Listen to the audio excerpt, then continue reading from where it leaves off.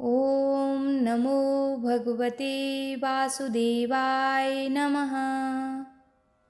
जय श्री कृष्णा। राधे राधे। तुलसी को जल देते समय बोलने चाहिए ये 3 शब्द। इससे हमारी सभी मनोकामनाएं पूर्ण हो जाती हैं। आइए सुनते हैं तुलसी माँ से जुड़ी एक पावन कथा। एक बार की बात है, देवी सत्यभामा ने भगवान श्री कृष्ण से तुलसी को जल देने का महत्व पूछ लिया। तब भगवान श्री कृष्ण ने उन्हें उसका महात्म्य सुना दिया। आगे देवी सत्यभामा कहती हैं, हे स्वामी, आपने मुझे तुलसी को जल देने का महत्व तो बता दिया है, किंतु अब मेरे मन में यह जानने की जिज्ञासा हो रही है कि तुलसी को जल कैसे देना चाहिए। तुलसी को जल देने की सर्वोत्तम विधि कौन सी है तथा तुलसी को जल देने का मंत्र कौन सा है? कृपया मुझे इन सभी प्रश्नों का उत्तर दें। तब भगवान श्री कृष्ण देवी सत्यभामा से कहते हैं, हे प्रिय, जिस प्रकार से मैंने तुम्हें तुलसी का महत्व सुनाया है, उसी प्रकार से तुलसी को जल देते समय बोले जाने वाले मंत्र का भी बड़ा महत्व है। यह मंत्र केवल 3 शब्दों का है, किंतु इसका प्रभाव बहुत कल्याणकारी है। जो भी मनुष्य नित्य तुलसी को जल देते समय अपने मुख से केवल यह 3 शब्द बोल देता है, तो साक्षात लक्ष्मी उसके घर में प्रवेश करती हैं। उसकी दरिद्रता समाप्त हो जाती है, उसे धन धान्य की प्राप्ति होती है। वह मंत्र बताने से पूर्व मैं आपको तुलसी के इस मंत्र का महात्म्य सुनाता हूँ। इस महात्म्य को सुन लेने मात्र से ही मनुष्य के समस्त पाप नष्ट हो जाते हैं। उसे 100 वर्षों तक तुलसी को जल देने का पुण्य प्राप्त हो जाता है। इसीलिए देवी, आप इस कथा को ध्यान से पूरा अवश्य सुने। देवी सत्यभामा कहती हैं, हे प्रभु, मैं इस कथा को पूरा अवश्य सुनूंगी। आप मुझे तुलसी के मंत्र का महत्व सुनाइए। श्री कृष्ण जी कहते हैं, हे देवी सत्यभामा, दक्षिण में एक अत्यंत शोभायमान नगरी थी। उस नगरी में सुशर्मा नाम का एक खोटी बुद्धि का ब्राह्मण रहता था। पापियों का तो वह शिरोमणि था। उसका जन्म एक ऐसे ब्राह्मण परिवार में हुआ था जो पाप करने वाले शास्त्र ज्ञान से शून्य थे। वह जन्म से तो ब्राह्मण था, किंतु कर्म से वह अत्यंत दुराचारी था। वह ना पूजा पाठ करता था, ना ध्यान करता था, ना ही जप करता था और ना ही अतिथियों का सत्कार करता था। उसके द्वार पर आए अतिथियों को बिना दान किए ही क्रूरतापूर्वक भगा देता था। स्त्री लंपट होने के कारण वह सदैव ही पराई स्त्रियों में आसक्त रहता था। उसे मदिरापान करने की भी आदत थी। साथ ही वह मांस खाया करता था। वह दिन में खेत में काम करके पत्ते बेचकर जीविका चलाया करता था और रात्रि में वे वेश्याओं का सेवन करता था। इस प्रकार से उस ब्राह्मण ने अनेक वर्षों तक जीवन व्यतीत किया। फिर एक दिन वह दुर्बुद्धि सुशर्मा पत्ते बेचने के लिए इकट्ठा करने के लिए एक ऋषि की वाटिका में घूमने लगा और पत्ते तोड़ने लगा। तभी एक काल रूपी धारी काले सर्प ने उस ब्राह्मण को काट लिया। उसी समय पर उसकी मृत्यु हो गई। उसके बाद 2 यम के दूत उसे लेने के लिए उस स्थान पर प्रकट हुए और उसे उठाकर यमलोक ले जाने लगे। मार्ग में वह यम दूतों के सामने बहुत विलाप करने लगा, हे दूतों, मुझे कहाँ ले जा रहे हो? मुझे छोड़ दो, मेरे प्राण बख्श दो। किंतु यमदूत उसे यह कहते हुए ले जाने लगे, अरे दुष्ट ब्राह्मण, तेरे पाप कर्मों के कारण तुझे सांप ने काट लिया है। अब यमराज इसे अवश्य घोर नरक में डाल देंगे।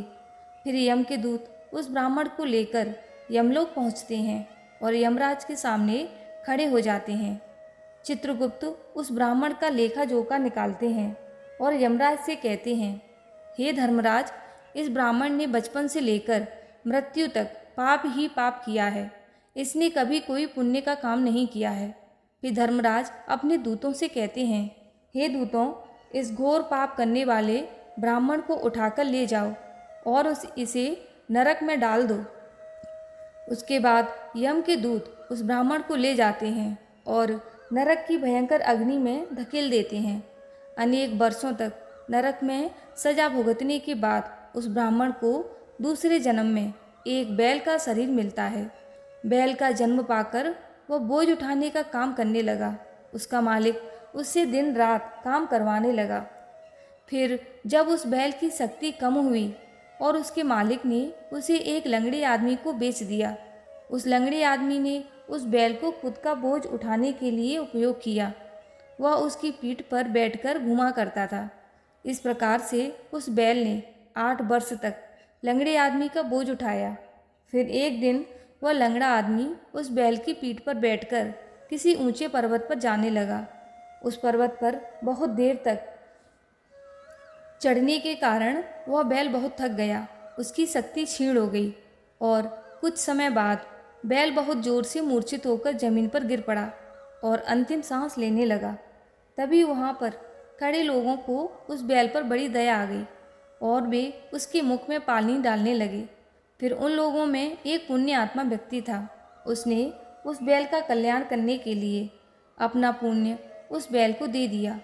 उसे देखकर अन्य लोगों ने भी अपना अपना पुण्य याद करके कुछ समय उस बैल को दे दिए ताकि उसे मुक्ति मिल सके। उस भीड़ में एक वेश्या भी खड़ी हुई थी। सभी लोग अपना पुण्य उस बैल को दे रहे थे। यह देखकर उस वेश्या ने भी अपना पुण्य उस बैल को दे दिया। कुछ देर बाद उस बैल की मृत्यु हो जाती है। फिर उस स्थान पर यमदूत आते हैं और उस बैल के शरीर से उस ब्राह्मण की आत्मा को निकालकर यमलोक ले जाते हैं। यमलोक ले जाने पर यमराज के सामने खड़ा किया जाता है और फिर चित्रगुप्त उसका लेखा जोखा करते हैं तो वे आश्चर्य में पड़ जाते हैं। उस वेश्या के कारण उस बैल को दिया हुआ पुण्य बहुत बड़ा होता है। उस पुण्य के प्रभाव से उसके सभी जन्मों के पाप नष्ट हो जाते हैं।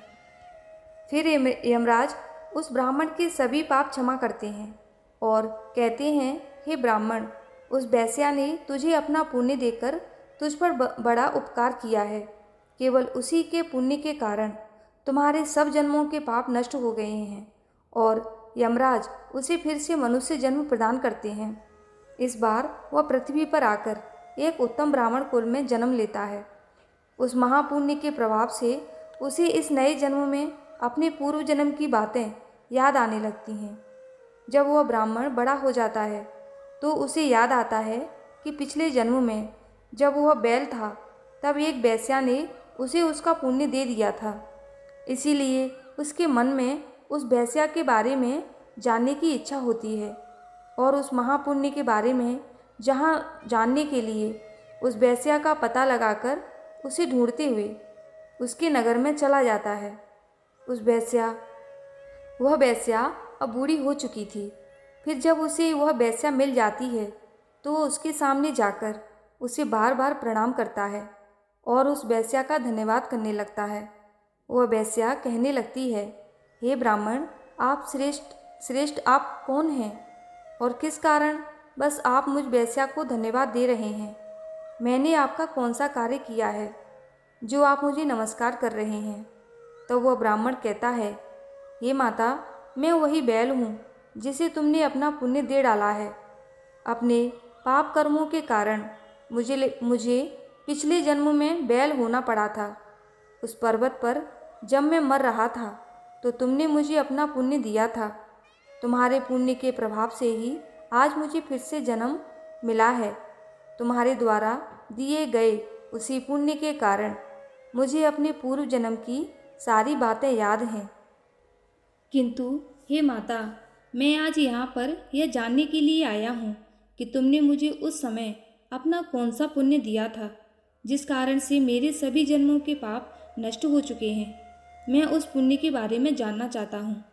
तब वेश्या ने कहा, हे ब्राह्मण, मैंने तो अपने जीवन में कोई पुण्य के कार्य नहीं किए हैं, किंतु मेरे घर में एक तोता था जो पिंजरे में रहकर हमेशा कुछ बोलता रहता था, जिसे सुनकर मेरा अंतकरण पवित्र हो गया। उसी तोते के द्वारा बोले गए मंत्र का पुण्य मैंने तुम्हें दान में दिया था। फिर वह वेश्या और वह ब्राह्मण उस तोते के पास जाते हैं और उसे पूछने लगते हैं, हे सुख, तुम कौन सा मंत्र बोलते रहते हो? इससे हमारे जीवन का उद्धार हुआ है। यह मंत्र तुम्हें किसने सिखाया है और इस मंत्र का क्या अर्थ होता है? तब उस तोते ने अपने पूर्व जन्म का वृत्तांत सुनाना आरंभ किया। वह तोता कहने लगा, हे ब्राह्मण, पिछले जन्म में एक ब्राह्मण था। मैं एक ब्राह्मण था। मैं अपने ज्ञान के अहंकार में अंधा हो चुका था। मैंने कभी गुरुजनों का आदर नहीं किया, सदैव ही उनका अपमान किया। मुझे अपने ज्ञान पर इतना अधिक घमंड हो गया था कि जिस कारण से मेरे क्रोध बहुत अधिक बढ़ गए थे और मैं सभी से द्वेष करने लगा। अन्य मनुष्यों को तुच्छ समझने लगा। विद्वानों का भरी सभा में अपमान करने लगा। फिर कालांतर में मेरी मृत्यु हो गई और मुझे यमलोक ले जाया गया। पुण्यजनों और गुरुजनों का अपमान करने के कारण मुझे तोते के कुल में डाल दिया गया। मेरा जन्म एक तोते के रूप में हो गया। मेरे पाप कर्मों के कारण छोटी अवस्था में ही मेरा अपने माता पिता से वियोग हो गया। फिर मैं पेड़ की डाल पर बैठा रो रहा था तो उसी स्थान से कुछ मुनि जा रहे थे। उन्होंने मेरी दयनीय पुकार सुनी और मुझे लेकर अपने आश्रम में चले गए। वहाँ उस आश्रम पर उन्होंने मुझे एक सुंदर पिंजरे में रखा और मेरा अच्छी तरह से ख्याल रखा। वे मुझे नित्य भोजन दिया करते थे और पढ़ाते थे। उस स्थान पर वे ऋषि मुनि, उनकी स्त्रियां और बालक सभी नित्य तुलसी के पौधे को जल देते थे और उसके सामने एक मंत्र का जाप करते थे। उन्हीं के मुख बार बार उस मंत्र को सुनकर मैंने उसे रट लिया और तभी से मैं उस मंत्र को जान गया हूँ और वही मंत्र मैं दिन रात बोलता हूँ। उस मंत्र के प्रभाव से मेरी कभी मृत्यु नहीं हुई और मेरी आयु 100 वर्ष की हो गई। मैं इतने वर्षों तक जीवित रहा। इसी बीच एक रात को एक चोर उस स्थान पर आ गया और उसने मुझे वहाँ से चुरा लिया और फिर इस वेश्या ने मुझे उस चोर से खरीद लिया। इस वेश्या के घर पर आने के बाद भी मैं उस मंत्र को बोलता रहता था, जिसे सुनकर उस वेश्या का मन भी पवित्र हो गया और इसने वेश्या का काम छोड़कर भगवान विष्णु की भक्ति करने लगी। उसी मंत्र के प्रभाव से मेरे पूर्व जन्मों के सभी पाप नष्ट हो गए और उसी मंत्र के प्रभाव से इस वेश्या का भी अंतःकरण पवित्र हो गया। हे ब्राह्मण देवता, उसी मंत्र के पुण्य से आप भी पाप मुक्त हो गए हैं। इस प्रकार से तोते ने उस ब्राह्मण को उस वेश्या को सारा वृतांत सुना दिया, जिसे सुनकर वह ब्राह्मण और वेश्या दोनों ही अत्यंत प्रसन्न हुए और फिर वे दोनों ही नित्य तुलसी को जल देकर उस मंत्र का जाप करने लगे। फिर वह तोता, वेश्या और वह ब्राह्मण तीनों उस मंत्र के प्रभाव से दिव्य विमानों में बैठकर विष्णु लोक को चले गए। भगवान श्री कृष्ण जी कहते हैं, हे देवी सत्यभामा, देखा आपने केवल तुलसी के इस मंत्र के प्रभाव से उस तोते के, उस वेश्या के और उस ब्राह्मण के सभी पाप नष्ट हो गए। इसीलिए प्रत्येक मनुष्य को रोज तुलसी को जल देते समय इस मंत्र का पाठ अवश्य करना चाहिए। देवी, वह मंत्र इस प्रकार है, इसे तुम ध्यान से सुनो। ओम वृंदावन स्वाहा, ओम वृंदावन स्वाहा। श्री कृष्ण कहते हैं कि जो भी स्त्री नित्य तुलसी के समक्ष इस मंत्र का उच्चारण करेगी वह सौभाग्यशाली बनेगी। जो भी पुरुष तुलसी के सामने इस मंत्र का उच्चारण करेगा उसे अच्छे धन की प्राप्ति होगी। जिस घर के सामने नित्य तुलसी की पूजा की जाएगी उस घर में साक्षात लक्ष्मी का वास होगा। तुलसी का यह मंत्र राज कल्पतरु है। यह समस्त फलों को प्रदान करने वाला है। अतः जो भी तुलसी के सामने इस मंत्र का उच्चारण करेगा उसे संपूर्ण सिद्धियां प्राप्त होंगी। स्त्रियों को सदैव ही स्नान करके अपने बाल बांधकर मांग में सिंदूर भरकर नित्य तुलसी को जल देना चाहिए और इस मंत्र का उच्चारण करना चाहिए। तुलसी के पौधे की परिक्रमा करनी चाहिए, इससे सभी दोष नष्ट हो जाते हैं। नित्य शाम के समय तुलसी के पास दीपक जलाना चाहिए। तुलसी के पास बैठकर भगवान विष्णु की आराधना करनी चाहिए। तुलसी के पास दीपक जलाने से मनुष्य को धन धान्य की प्राप्ति होती है।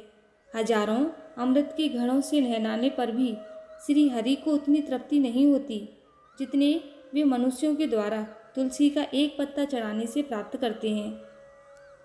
10,000 गाय के दान से मानव जो फल प्राप्त करता है वही फल तुलसी पत्र के दान से पा लेता है। जो मृत्यु के समय अपने मुख में तुलसी पत्र का जल पा लेता है वह संपूर्ण पापों से मुक्त होकर श्री कृष्ण के धाम जाता है। श्री कृष्ण कहते हैं, पूर्णिमा, अमावस्या, द्वादशी और सूर्य संक्रांति के दिन मध्याह्न, काल रात्रि और असौच के समय तेल लगाकर बिना स्नान किए अथवा बिना हाथ पैर धोए रात्रि के वस्त्र पहनकर तुलसी के पत्र तोड़ता है वह महापापी होता है। श्राद्ध, व्रत, दान, प्रतिष्ठा तथा देव पूजा के लिए तोड़े हुए तुलसी पत्र बासी होने पर भी 3 रात्रि तक पवित्र ही रहते हैं। तुलसी का एक एक पत्ता ना तोड़कर पत्तियों के साथ अग्रभाग को तोड़ना चाहिए। तुलसी की मंजरी सब फूलों से बढ़कर मानी जाती है। मंजरी तोड़ते समय उसमें पत्तियों का रहना भी आवश्यक माना गया है। पूज्य भाव से पौधे को हिलाए बिना तुलसी के अग्रभाग को तोड़ना चाहिए। इससे पूजा का फल लाख गुना बढ़ जाता है। तुलसी के पत्तों को कभी नाखून से नहीं तोड़ना चाहिए, इससे पाप लगता है। रात्रि में तुलसी के पौधे को स्पर्श न करें अथवा उसके पत्ते न तोड़ें, ऐसा करना अशुभ माना गया है। रात्रि में तुलसी का पौधा निद्रावस्था में होता है, ऐसे में पत्ते तोड़ने पर पाप ही लगता है। गुरुवार के दिन तुलसी के पौधे में थोड़ा सा कच्चा दूध अर्पित करें। दूध चढ़ाते समय ओम नमो भगवते वासुदेवाय इस मंत्र का जाप अवश्य करना चाहिए। तुलसी के पौधे के पास शालिग्राम रखें, उस पर तिल चढ़ाएं। पूजा में तुलसी और शालिग्राम को दूध में भीगी हल्दी का तिलक अवश्य करें। शालिग्राम पर तुलसी पत्र रखकर चंदन लगाना चाहिए। अगर कोई महिला मासिक धर्म से है तो वह तुलसी की पूजा न करे। तो दोस्तों, इस प्रकार से भगवान श्री कृष्ण ने देवी सत्यभामा को तुलसी को जल देने के मंत्र का महात्म्य सुनाया है।